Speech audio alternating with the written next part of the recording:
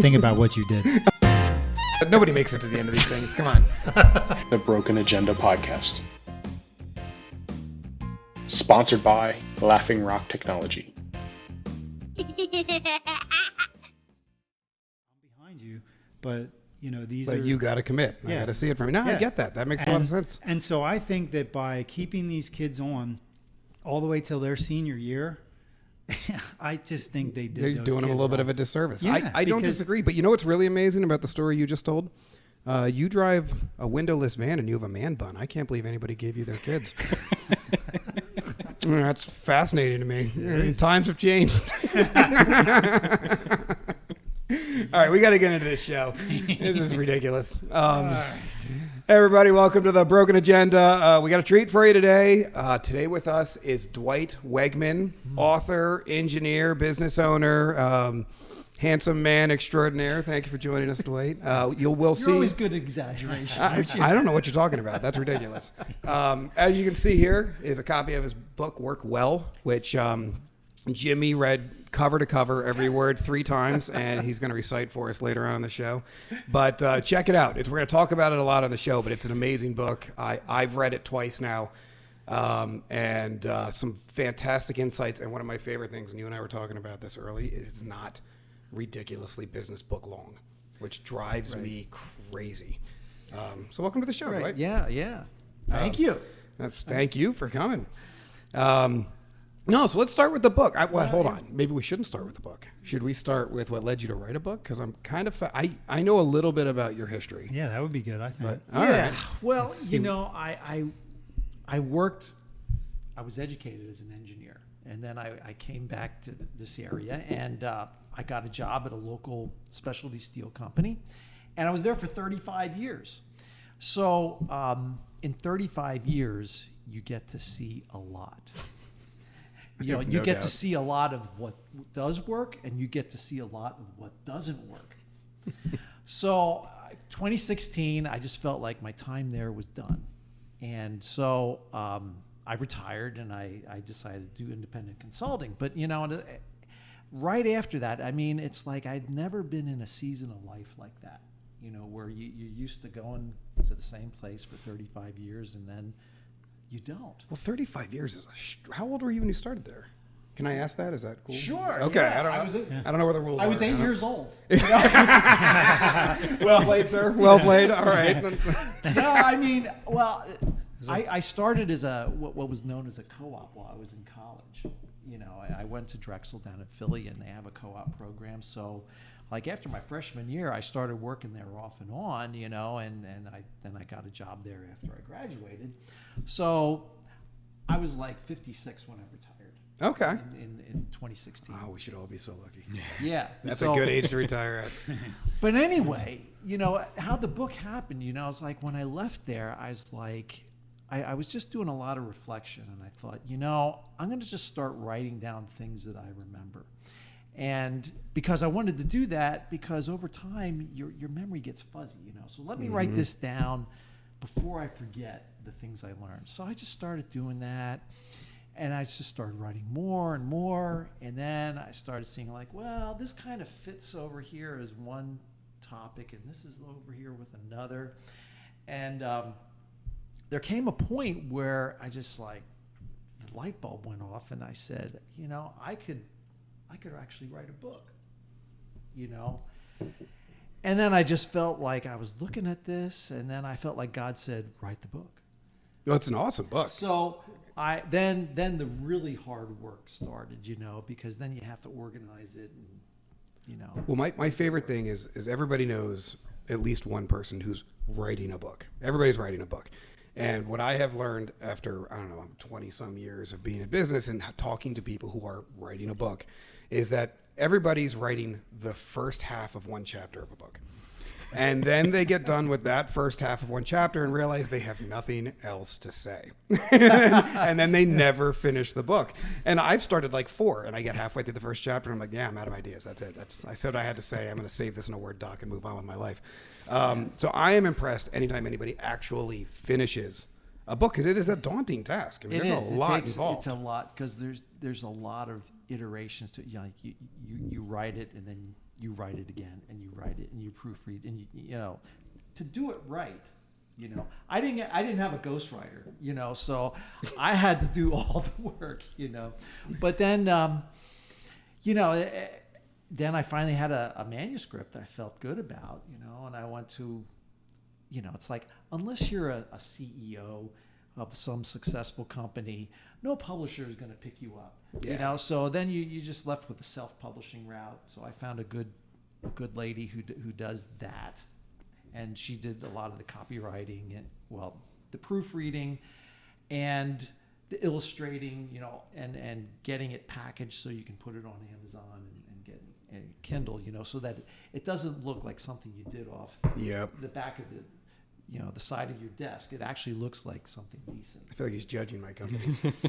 All look like they were doodled on the back of the desk. Yeah, that's literally my professional mantra.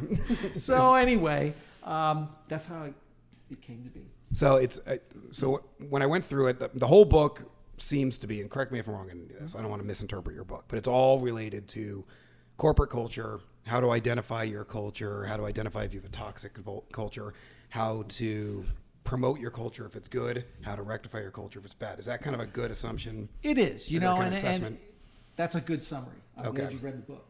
Yeah, I didn't read the book. But you know, it's like, I think a lot of managers, executives, they kind of look at like, well, you know, if I get the right, like I came out of the manufacturing world. So if you get the right equipment, the right technology, and I hire some people, well, then I can really be successful if I, you know, but what they do is they focus so much on the equipment and the technology that they just take a lot of the people for granted. And they just see them as another resource, you know, and what they don't get is that the people is what really makes or breaks your company in their performance, because they're the ones who have to execute everything.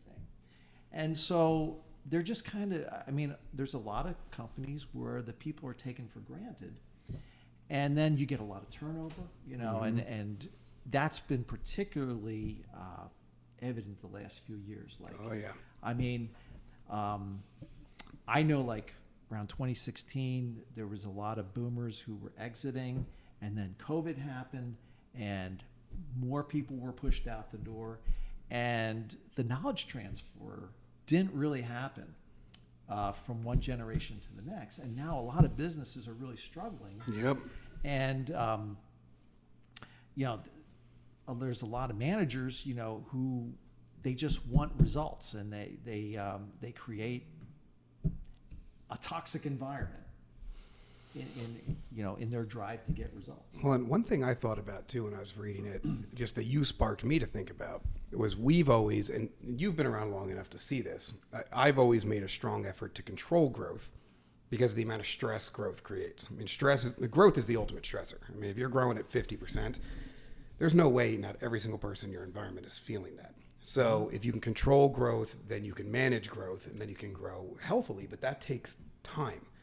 And I think you've got this confluence of personality types where you've got younger people that aren't patient, and you've got older people that don't know how much time they have left in their career.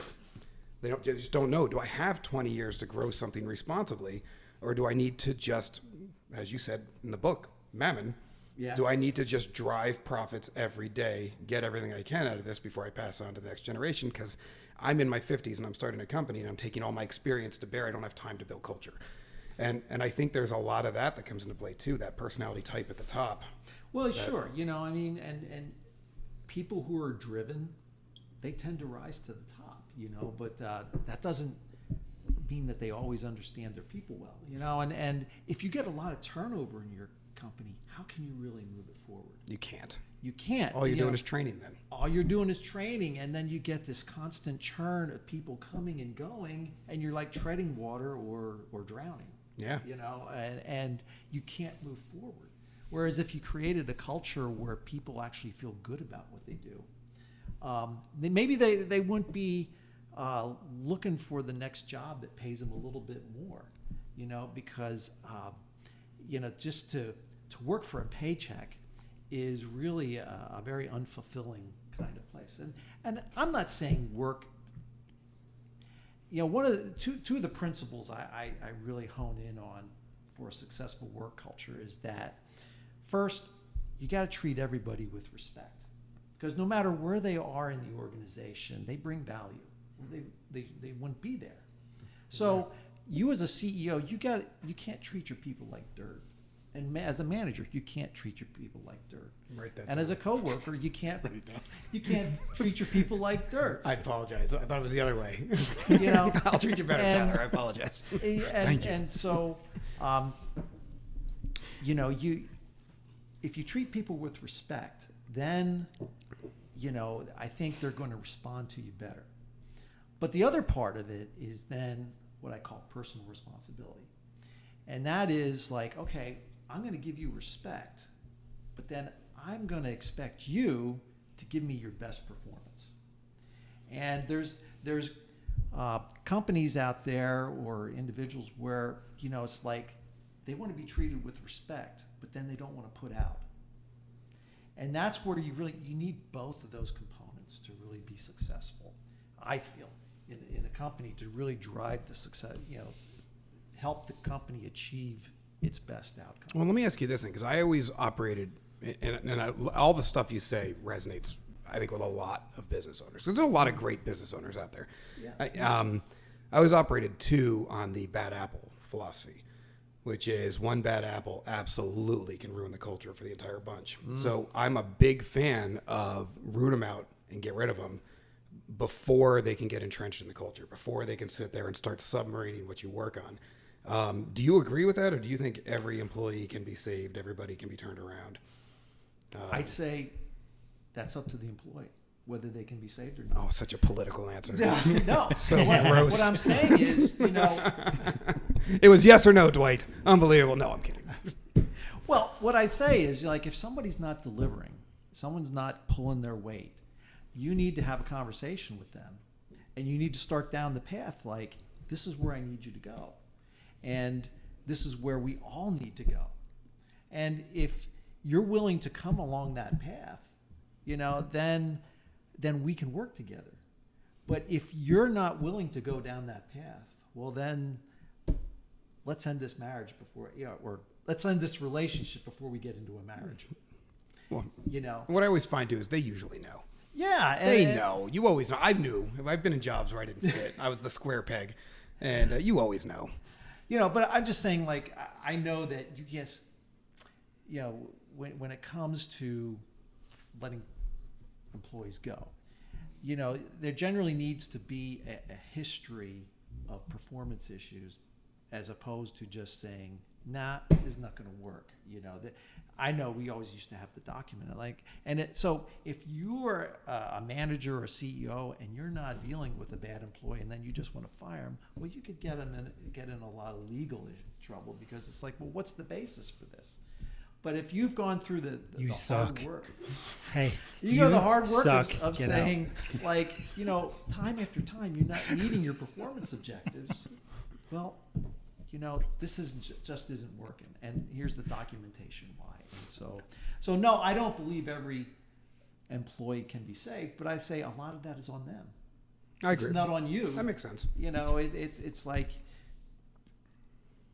you as the manager, the CEO, you got to do your part, and the employee has to do their part if it's going to work. All right, so I have a couple questions. Sure. Oh, here we go. All right, so you were CEO, and when you decided to write, I was a manager. Okay. Yeah. So when you wrote this book, I'm assuming that you were in a position where you you were a part of a company that had good culture, and then one that had bad culture. You obviously took the two. Yeah. So what was it that you saw in comparison with the good and the bad? Like, what was really the inspiration to write the book?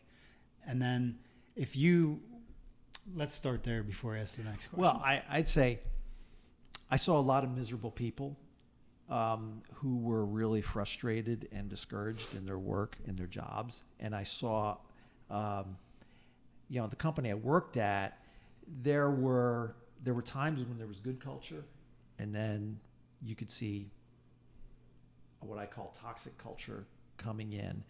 And it was really the direction that the company wanted to pursue. What was it that was identified toxic culture? Like what was it that you saw that? Well, what it is, that people were not valued. They were looked at as just like another commodity, like a piece of Expendable. equipment. Yeah, doesn't matter how long you've been here, what you've contributed. You cost too much, so we're going to push you out the door. What do you think it is at the top that creates that? What is it about the upper echelon that makes them think that way?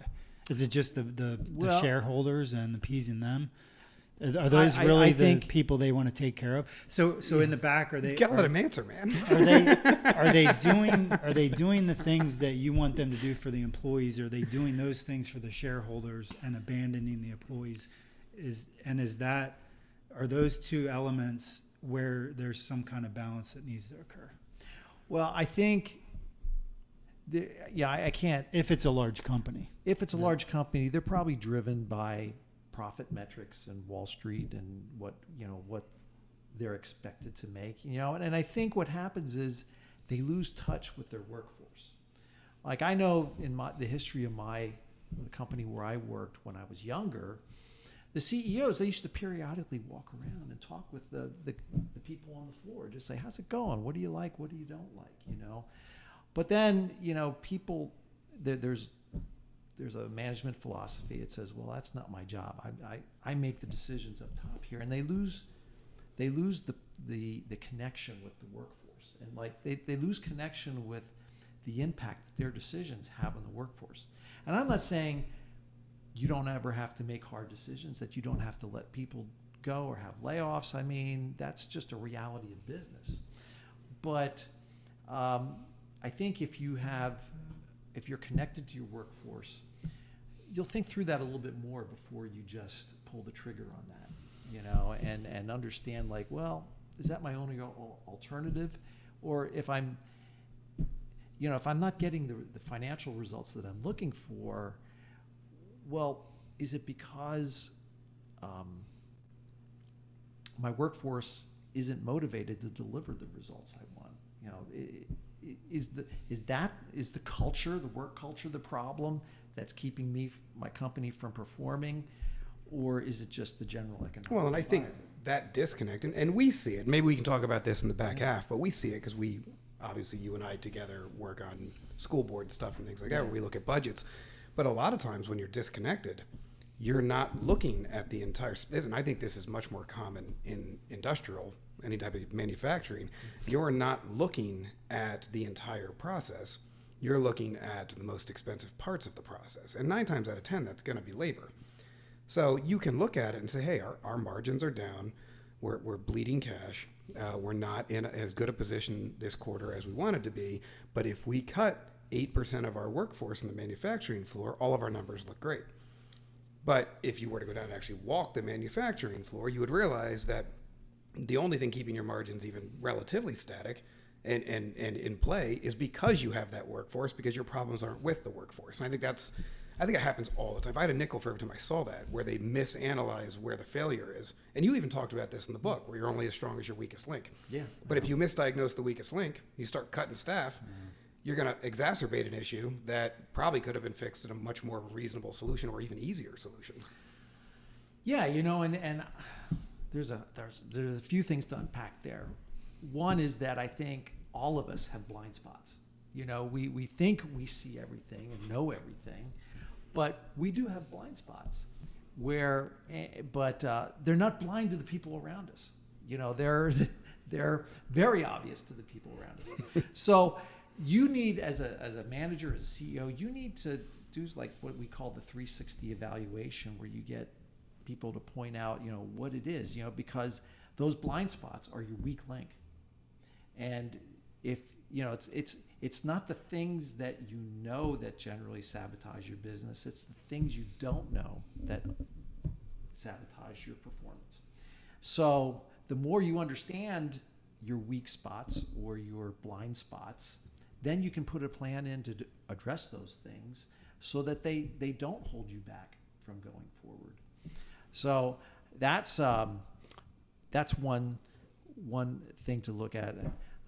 I hate when I lose my thought. You were what was Senior the other- moment, Dwight. Yes, senior moment. Yes. Sorry, I'm catching up to Yeah. you. I'll be there in a minute. Talking about blind spots. Yes, I know. And Well, I had go ahead. while you think about We're that, guessing. I had you worked for a toxic environment at one point. Yeah, yes, I did. Do you not want to talk about that? I don't care. I mean, that was wait, actually, That might you worked affect for two, your didn't you? That might It's affect the one right your before you upcoming came to raise. work for us. Yep. So when right before, Just don't say Laughing Rock. All right. No, I'm not going to. Okay. That'll be a future podcast. Absolutely. No, I've definitely been through two very toxic environments. First one, fresh out of school, was very much. It was a publicly traded company. I remember meeting the president the first time he came to our office, and he just wouldn't look me in the eye. Wow. It was like, go away, like leave me alone. And then that was when I started the office. There was like 200 some people in that office. By the time I left, there was 9 of us left. Wow. And they just started cutting. So that was How long a period of time was that? Wow. So I was there for 3 years, Holy. and they made their first cuts within 7 months, I think, of me being there. They started just You cleaning were one people of the out. last hires before the Great Contraction. Pretty much. Yeah. Jeez. And the only reason I was protected was because I was in the sales department and was hitting my numbers. So That'll always Well, you were keep you safe. protected because you were doing your job. I I guess. bet with 291 people, I bet there was a bunch in there that were doing their job. They were very good. So that company was Disney owned it at one point, but it was a company that was purchasing other companies. So this was their way of consolidating customer okay. service and stuff like that. But didn't work out for them because they went bankrupt a few years later. But That one I know a little bit about. It's the one after that was the one that we poached Tyler from this company because he was just miserable. And I remember I called him and I was like, what would it take to get you to come and work for us instead? Because we'll treat you right.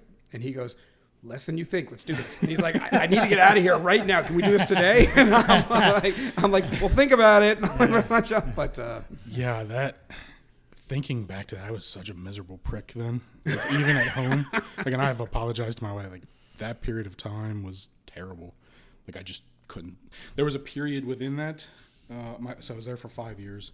And this was a company I had looked at working for when I was trying to leave my first company, when they were still a small, 40-person company.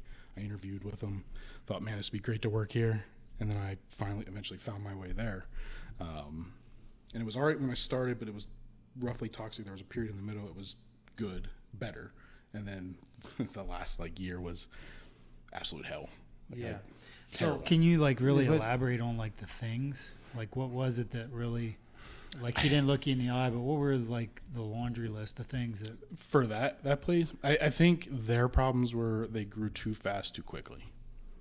They went from a company of 40 people to 300 plus within 5 years. Invested millions of dollars in a new building to try to improve the culture, because we were in different sections within the same town. buildings don't make culture. what were the things that were affecting you on a personal level that were making you feel Just the day to day. toxic environment? I mean, just the day to day was terrible. Well, there was just no respect. There was no respect. That's kind of what it was. Your performance, you could be a top performer, but if you weren't in the right political group, you weren't part of their favorite people. That was probably the biggest one. No. So You can't get too specific. Yeah. So, do miserable employees produce good work?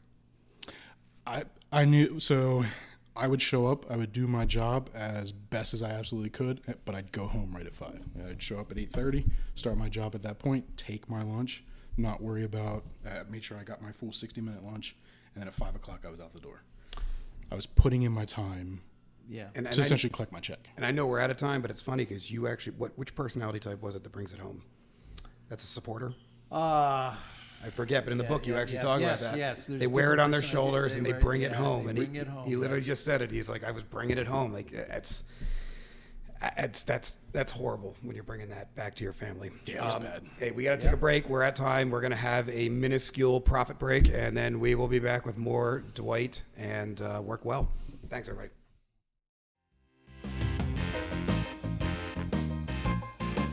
might be a submissive. I don't know.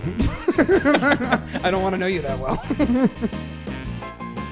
Where omega male, is that what I am? Beta. Whatever that is. I think that's the beta. I don't cover that. The Broken Agenda Podcast. Sponsored by Laughing Rock Technology.